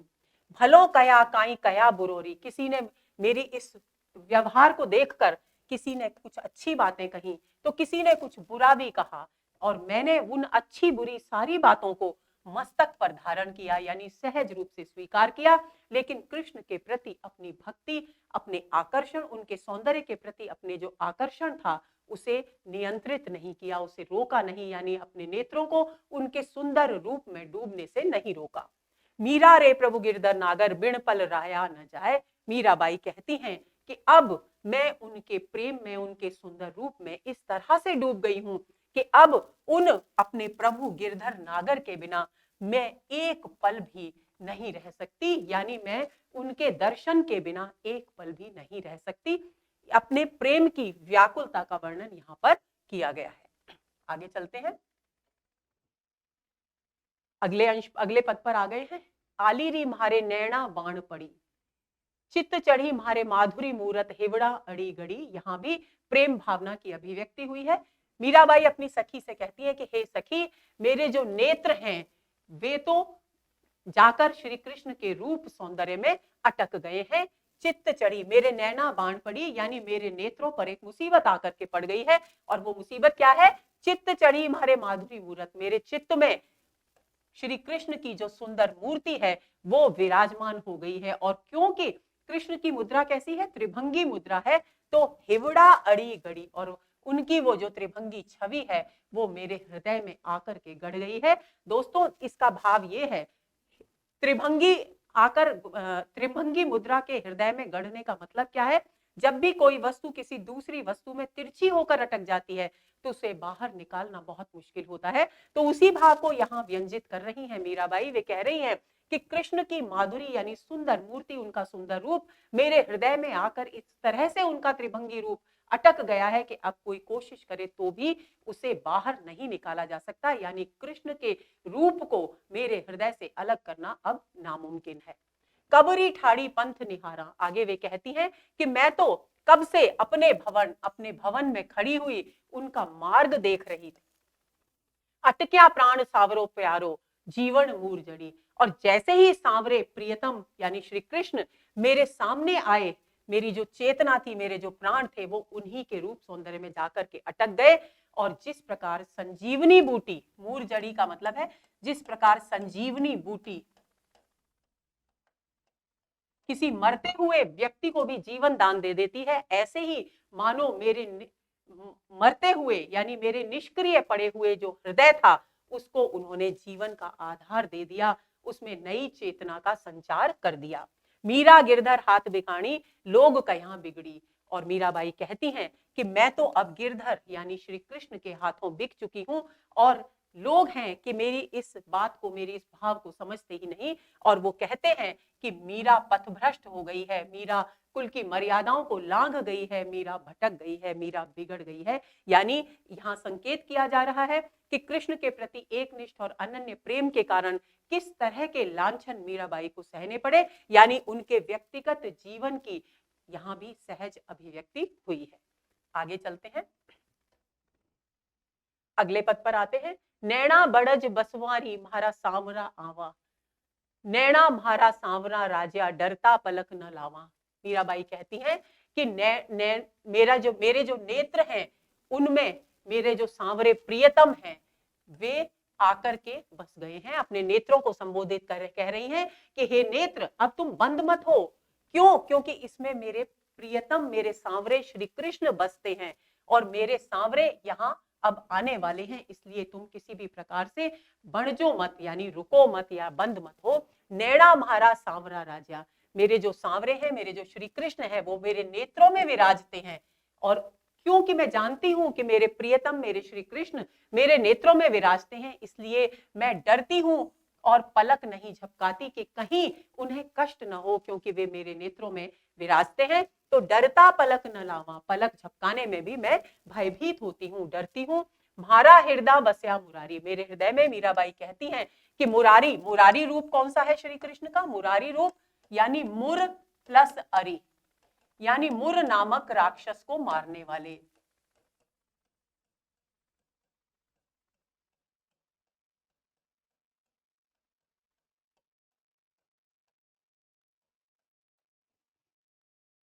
तो मीराबाई कहती है कि मेरे हृदय में तो मुर नामक राक्षस को मारने वाले यानी मुरारी बसते हैं। पल पल दर्शन पावा, और ऐसी स्थिति में मैं प्रतिक्षण उनके दर्शन प्राप्त करती हूँ, क्योंकि वे मेरे हृदय में ही बसते हैं। पल पल में पुनरुक्ति अलंकार हो गया है। श्याम मिलन सिंगार सजावा, सुखरी सेज बिछावा, और क्योंकि वे मेरे हृदय में निवास करते हैं इसलिए मैं उनसे मिलन के लिए श्रृंगार करती हूँ, अपने आप को सुसज्जित करती हूँ और आनंद से शैया बिछाती हूँ, सेज बिछाती हूँ, ताकि मैं उनके साथ प्रेम के पल व्यतीत कर सकूं। मीरा रे प्रभु गिरधर नागर, बार बार बलि जावा। मीराबाई कहती हैं कि मेरे जो ईश्वर हैं गिरधर नागर, उन पर मैं बार बार न्यौछावर होती हूँ। बलि जावा यानी न्यौछावर होती हूँ। पुनरुक्ति अलंकार हो गया है दोस्तों, बार बार में। आगे चलते हैं। सुखरी सेज बिछावा, अनुप्रास। अगले पद पर आते हैं।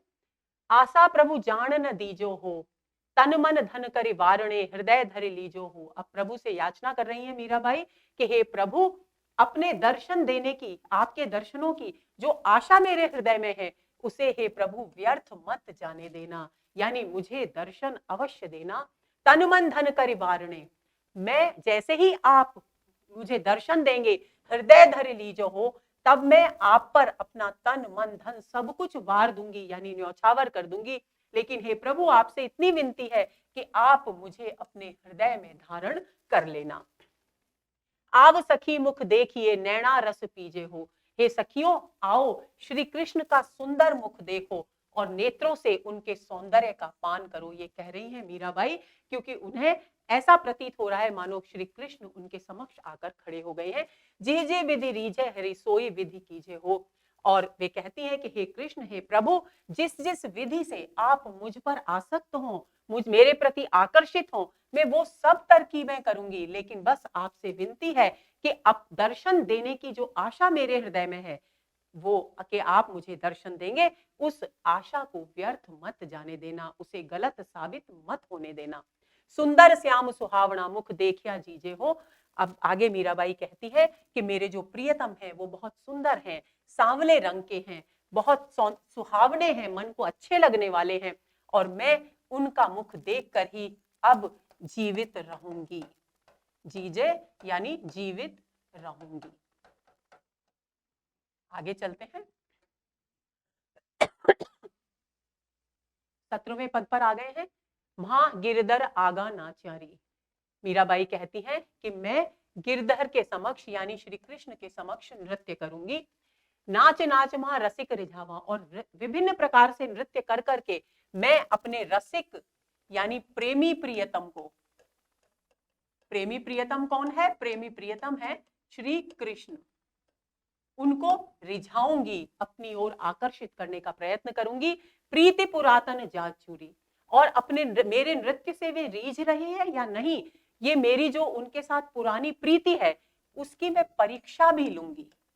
पुरानी प्रीति का क्या अर्थ है? प्रश्न पूछा जा सकता है। पुरानी प्रीति का अर्थ है जन्म जन्मांतर का संबंध, क्योंकि मीराबाई मानती थी कि उनका और श्री कृष्ण का जन्म जन्मांतर का संबंध है, इस एक जन्म का संबंध नहीं है। तो उसी बात की ओर संकेत कर रही हैं कि मेरी जो जन्म जन्मांतर से जो प्रेम का संबंध है मेरा श्री कृष्ण के प्रति, उसकी मैं परीक्षा भी लूंगी कि वे मेरी ओर आकर्षित होते हैं या नहीं, मेरे नृत्य से मोहित होते हैं या नहीं। श्याम प्रीतिरी बांध घुंघरिया, मोहन मारो मारो सांचियारी, और मैं क्या करूंगी? मीराबाई कहती हैं कि मैं श्याम के प्रेम के घुंघरू बांध लूंगी। और क्यों बांध लूंगी? क्योंकि मेरा जो मोहन है, मेरे जो सांवरे प्रियतम श्री कृष्ण हैं, वे सच्चे हैं, हृदय से बिल्कुल सच्चे हैं, तो मैं उनसे प्रेम करती हूं, इसलिए मैं उनके प्रेम के घुंघरुओं को बांधकर नृत्य करूंगी। लोक लाज कुलरी मर्यादा जगमा नैकण राखियारी, और जहां तक उनके सामने नृत्य करूंगी तो क्योंकि वो हमारे समाज की मर्यादाओं के खिलाफ होगा, तो वे कहती हैं कि मैं लोक लाज और कुल की सारी मर्यादाओं को छोड़ दूंगी, संसार की मर्यादाओं को छोड़ दूंगी, मैं किसी की भी ना राखियारी यानी किसी की भी परवाह नहीं करूंगी।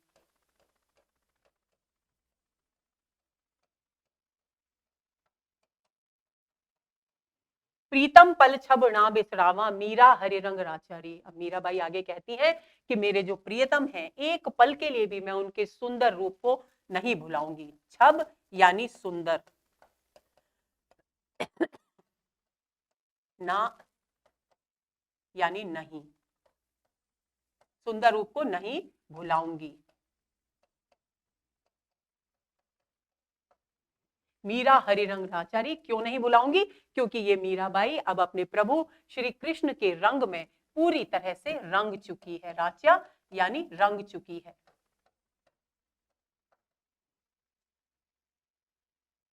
यहां पर अनुप्रास अलंकार आ गया है। प्रीत पुरातन में अनुप्रास है यानी छेकानुप्रास है दोनों जगह। नाच नाच में पुनरुक्ति है।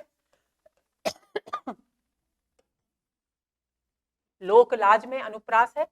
प्रीतम पल में अनुप्रास है। तो यहाँ पर छेकानुप्रास अलंकार का बार बार प्रयोग किया गया है। अगले पद पर आते हैं। महारारी गिरधर गोपाल दूसरा कुया। मीराबाई कहती है कि मेरे तो सिर्फ एकमात्र मेरे अपना कहने के लिए इस संसार में केवल गिरधर गोपाल हैं, उनके अतिरिक्त मेरा इस संसार में और कोई भी नहीं है। कुया यानी कोई। दूसरा ना कूया साधा सकल लोक जूया। मैंने सारा, हे सज्जनों, हे संतों, मैंने सारे संसार को देख लिया। जूया यानी देख लिया कि कोई मुझे यहां अपना मिल जाए, लेकिन मैं अच्छी तरह से समझ चुकी हूं कि इस संसार में गिरधर के यानी श्री कृष्ण के अतिरिक्त मेरा कोई दूसरा नहीं है।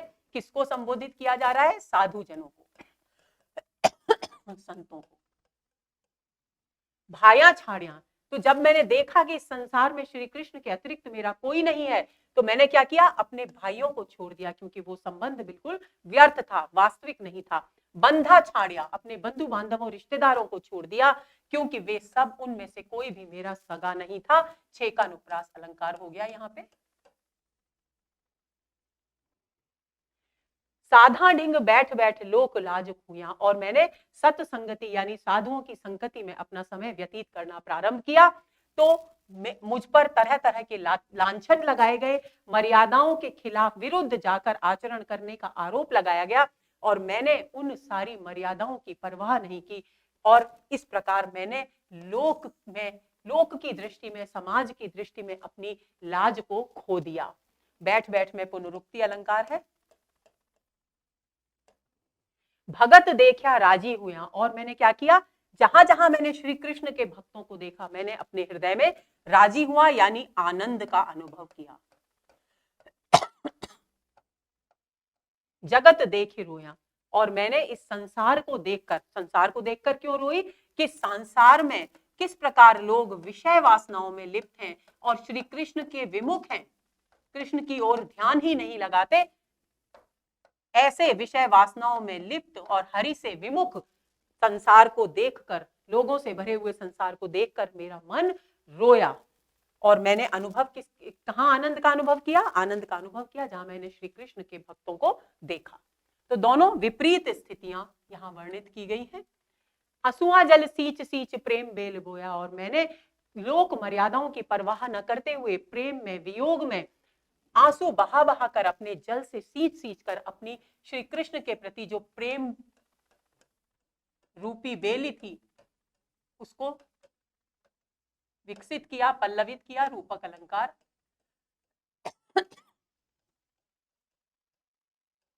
दधि मत घृत काढ़ लया डार दया छुआ, और मैंने क्या किया?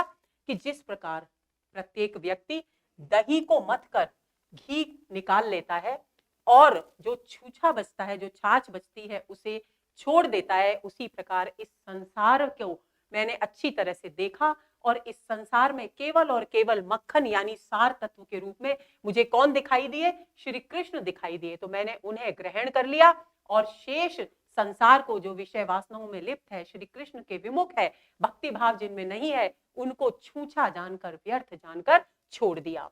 राणा विश्रो प्यालो भेजा पिय मगन हुआ, और मेरे इस आचरण को देखकर, लोक मर्यादाओं के विरुद्ध आचरण को देखकर राणा जी ने विष का प्याला मेरे पास भेजा, और मैंने उसे पीकर भी श्री कृष्ण की भक्ति में अपने आप को मगन कर लिया, डुबा दिया। मीरा री लगन लाग्या होना हो जो हुआ। मीराबाई कहती हैं कि मेरी तो अब लगन, कौन सी लगन? श्री कृष्ण के प्रति प्रेम की लगन। मेरे हृदय में तो अब श्री कृष्ण के प्रति प्रेम की लगन लग गई है। अब जो होना हो, यानी यहां पर होना जो हुआ, मैं लोक मर्यादा के विरुद्ध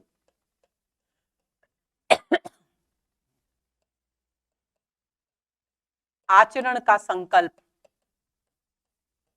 व्यंजित है। और ये लोक मर्यादा के विरुद्ध आचरण का संकल्प मीराबाई क्यों ले रही है? क्योंकि वे कृष्ण की भक्ति में डूबती है। कृष्ण भक्ति में डूबकर लोक मर्यादा के विरुद्ध आचरण का संकल्प लेती हुई प्रतीत होती है। तो यहां पर होना हो जो हुआ में वृत्यानुप्रास अलंकार है। आगे चलते हैं। 19वें पद पर आ गए हैं। माई सावरे रंग रांची। यहाँ पर मीराबाई कह रही हैं कि हे सखी, मैं तो सांवरे के यानी श्री कृष्ण के प्रेम के रंग में पूरी तरह से रंग गई हूं।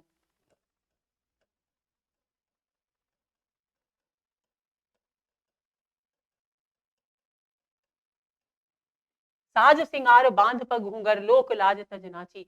और उनके प्रेम में डूबकर, उनके प्रेम के रंग में पूरी तरह से डूबकर मैंने अपना श्रृंगार किया है और पैरों में घुंघरू बांधकर लोक की सभी मर्यादाओं को त्याग कर मैं उनकी प्रतिमा के सामने प्रेम में डूबकर नृत्य करती हूँ। गया कुमत लया साधा संगत। और अब मेरी जो कुमति है यानी बुद्धि, जो दुर्बुद्धि थी कि मैं संसार में डूबे रहना चाहती थी, वो बुद्धि मेरी जा चुकी है, समाप्त हो चुकी है, क्योंकि मैंने साधुओं की संगत में रहना प्रारंभ कर दिया है और मैंने ये अनुभव कर लिया है कि इस संसार में केवल और केवल श्याम यानी श्री कृष्ण के प्रति प्रेम ही सच्चा प्रेम है। गाया गाया हरिगुण निस्दिन। और मैं दिन और रात, निस्दिन दिन और रात, मैं हरि के, श्री कृष्ण का गुणगान करती हूँ। काल ब्यालरी बाची। और इसलिए क्योंकि मैं श्री कृष्ण के गुणों का गान करती हूँ दिन रात, इसलिए मैं काल रूपी ब्याल यानी सर्प से बच गई हूं। रूपक अलंकार है। श्याम बिना जग खारा ला गया। और अब मैं श्री कृष्ण के प्रेम में इतनी डूब चुकी हूं कि ये सारा संसार मुझे अब खारा लगता है। यानी खारा लगने का मतलब क्या है? रुचिकर नहीं लगता, यानी अच्छा नहीं लगता। सारा संसार श्याम के बिना मुझे अच्छा नहीं लगता। जगरी बाता कांची। और इस संसार के जो भी लोग बातें करते हैं वे बातें मुझे कच्ची लगती हैं। कच्ची बातों का मतलब क्या है? कोई भी चीज जो कच्ची होती है वो टूट कर नष्ट हो जाती है, यानी झूठी लगती है। तो इसका व्यंजना क्या हुई? संसार की सारी बातें मुझे झूठी लगती है, मिथ्या लगती है। मीरा सिरी गिरधर नट नागर भगत रसीली जांची। मीराबाई कहती है कि मेरी जो श्री है, श्री यानी सौंदर्य, वो गिरधर नट नागर है यानी श्री कृष्ण है। मैंने क्योंकि उनकी प्रेम से युक्त भक्ति की अच्छी तरह से जांच कर ली है, परीक्षा कर ली है, और मैं अब इस नतीजे पर पहुंच गई हूं, इस निष्कर्ष पर पहुंच गई हूं कि इस संसार में श्री कृष्ण के अतिरिक्त कुछ भी सच्चा नहीं है, उनके प्रेम के अतिरिक्त सब कुछ व्यर्थ है। आगे चलते हैं। मैं तो अगले पद पर, 20वें पद, अंतिम पद पर आ गए हैं दोस्तों हम। मैं तो गिरधर के घर जाऊं। अब मीराबाई कहती हैं कि मैं तो गिरधर यानी अब तो मैं श्री कृष्ण के घर जाऊंगी। गिरधर मारो सांचो प्रीतम। क्यों जाऊंगी? क्योंकि ये गिरधर श्री कृष्ण ही मेरे सच्चे प्रियतम है। देखत रूप लुभाऊं और उनके उस सुंदर रूप को देखकर अपने आप को आनंद प्रदान करूंगी, उनके प्रति अपने आकर्षण को अनुभव करूंगी। रैन पड़े तभी उठ जाऊं। और मैं कैसे जाना चाहती हूँ श्री कृष्ण के घर? कि जैसे ही रात हो, रैन यानी रात, जैसे ही रात हो तभी मैं उठकर उनके घर चली जाऊं, और जैसे ही भोर हो, सवेरा हो, मैं उठकर वापस लौट आऊं। यानी मैं रात्रि का समय श्री कृष्ण के घर पर ही बिताना चाहती हूँ। रैन दिना वाके संग खेलूं। और क्या चाहती हूँ? कि मैं दिन और रात उनके साथ तरह तरह के खेल खेलूं, यानी आनंद करूं, ज्यों त्यों वाहे लुभाऊं, और विभिन्न प्रकार की अपनी गतिविधियों से उन्हें अपने प्रेम में डुबा लूं, आकर्षित कर लूं।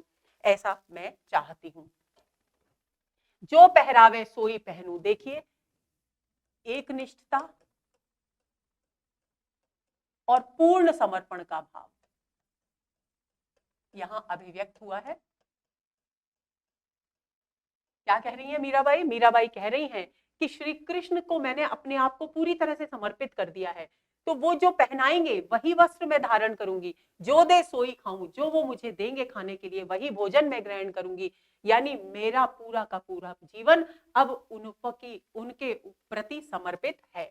मेरी उनरी प्रीत पुरानी। और मेरी और उनकी जो प्रीति है यानी जो प्रेम है वो तो पुराना है। पुराना का अर्थ एक बार फिर याद दिला रही हूं, जन्म जन्मांतर का प्रेम है। उन बिन पल न रहूं। और इस जन्म जन्मांतर की प्रीति के कारण मैं उनके बिना एक पल के लिए भी जीवित नहीं रह सकती हूँ। जहां बिठावे तिथि बैठूं। और मेरा उनके प्रति इतना अधिक समर्पण का भाव है कि वे जहां बिठाएंगे वहीं मैं बैठूंगी। बेचे तो बिक जाऊं, और अगर वो मुझे बेच देंगे तो मैं उनके लिए मैं बिक भी जाऊंगी। मीरा के प्रभु गिरधर नागर बार बार बल जाऊं। मीराबाई कहती हैं कि मेरे तो सिर्फ एक ही प्रभु हैं और वे हैं गिरधर नागर, और मैं उन पर बार बार अपने आप को बलिहारी करती हूँ, न्यौछावर करती हूँ। बार बार बलि जाऊं में वृत्यानुप्रास अलंकार है और बार बार में पुनरुक्ति अलंकार है। इस पूरे पद में दोस्तों आत्मसमर्पण का भाव, पूर्ण समर्पण का भाव अभिव्यक्त हुआ है, इस बात को आप भूलेंगे नहीं। तो दोस्तों ये हुआ हमारा आज का बहुत अधिक महत्वपूर्ण सत्र। इसमें हमने न केवल मीराबाई के जीवन पर चर्चा की, उनके साहित्य की विशेषताओं पर चर्चा की और उनके हमारे पाठ्यक्रम में प्रस्तावित जो प्रारंभिक 20 पद हैं उनको अच्छी तरह से समझ लिया है। अब अगले सत्र का बेसब्री से इंतजार करिए, क्योंकि इसी मीरा पदावली पर बहुत सारे प्रश्नों पर चर्चा करने वाले हैं हम, ताकि मीराबाई, मीरा पदावली पर आपकी पकड़ बहुत अधिक मजबूत हो और परीक्षा में कोई भी प्रश्न अनुत्तरित न रहे या गलत उत्तर के साथ न जाए।